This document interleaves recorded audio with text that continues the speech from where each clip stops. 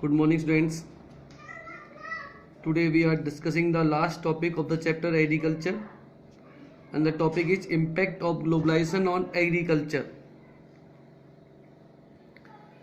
Globalization means interconnecting of the world, interconnecting of different countries, or we can say that in today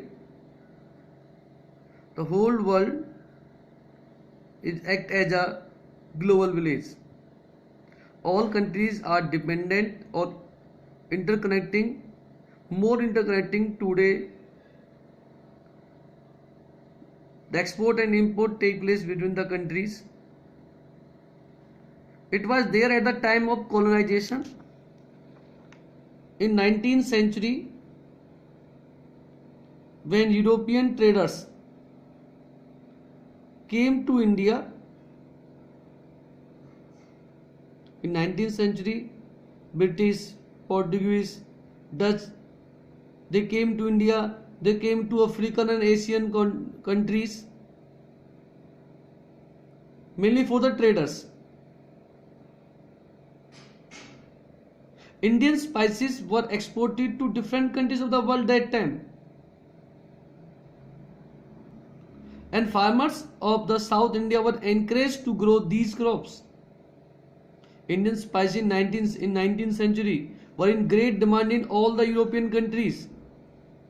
That's why British forced the Indian farmers to grow these crops. Today also it is one of the imported item of export from India. India से आज भी जितने सारे items export होते हैं उनमें से spices एक लीडिंग आइटम है. That is export from India to other countries. During the British period, cotton belts of India attracted the British, and ultimately cotton was exported to British as a raw material for their textile industries, mainly industries in Manchester and Liverpool, but dependent on the cotton which was exported from India to Britain. So spices, cotton, these were the items which were exported from India to European countries. In 1917, in Bihar, Champaran movement was started. Why this movement was started? Because farmers of that region were forced to grow the indigo crops on their land. Farmers were wanted to grow the cereals to sustain their families, but British government forced them to grow the indigo crop, because this crop used mainly in the textile industries, the industries which were located in the Britain.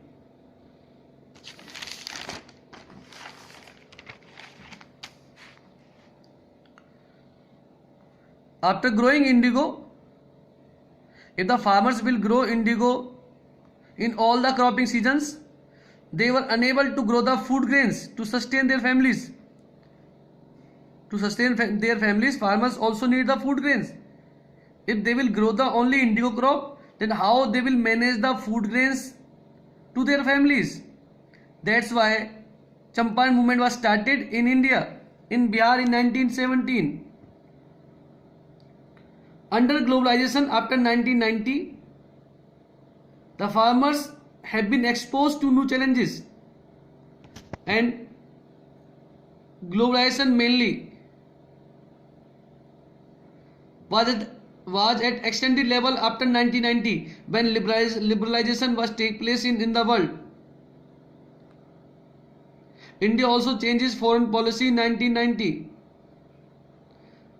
After this process, Indian farmers face the new challenges.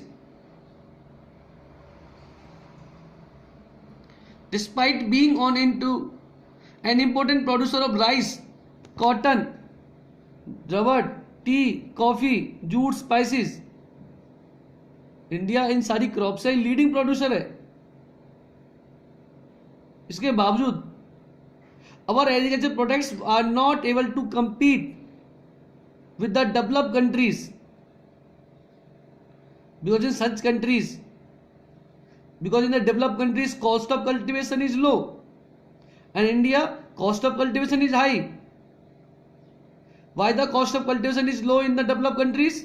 Because their government give the high subsidy on agriculture in those countries, so they sell their products at low price in comparison to the Indian farmers. Today Indian agriculture finds itself at the crossroads. We are standing in the middle of the roads. If we want to make the agriculture successful and profitable, we have give to proper thrust. We have to do the properly efforts to improvement the condition of farmers. Like we have to initiate the JD revolution, or we can say the genetic revolution, because it is the demand of today world.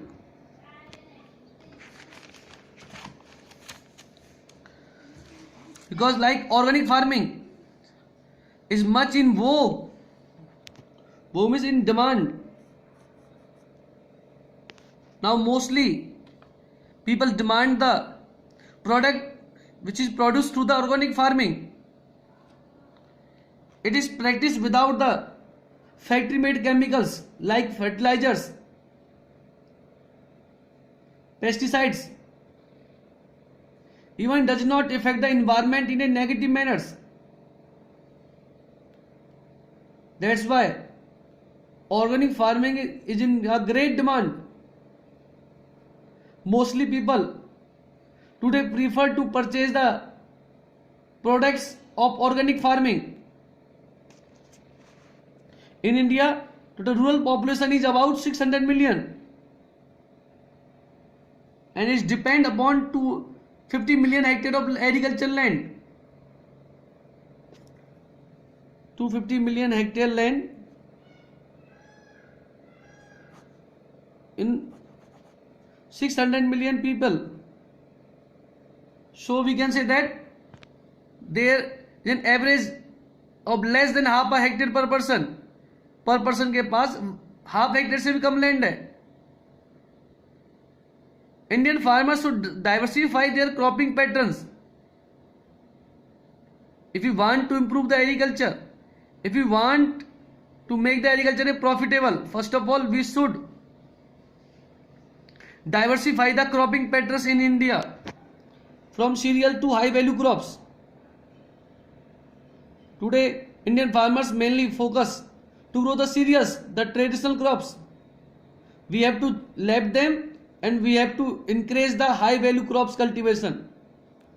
If we will grow these crops, it will increase the income of farmers and reduce the environmental degradation also, because high value crops need less moisture or less irrigation.